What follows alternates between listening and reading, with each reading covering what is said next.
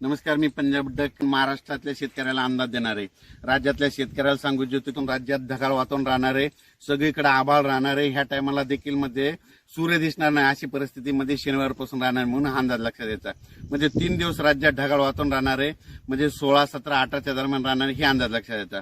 राज्यात मात्र अवकाळीची सध्या काही पावसाची शक्यता नाही.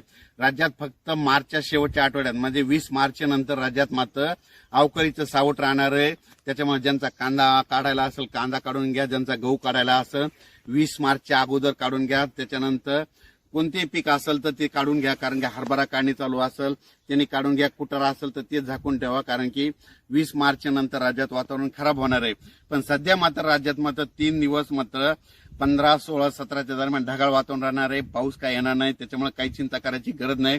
फक्त असं वाटेल की आभाळ खूप आले ना आता पाऊस पडतो का काय, मग फक्त राज्यात पाऊस पडेल तर तुम्हाला सांगतो नागपूर, भंडारा, गोंदिया तिकडे म्हणजे आणि त्याच्यानंतर तेलंगणा तिकडे पाऊस पडणार आहे. आपल्याकडे पडणार नाही म्हणून काही चिंता करायची गरज नाही.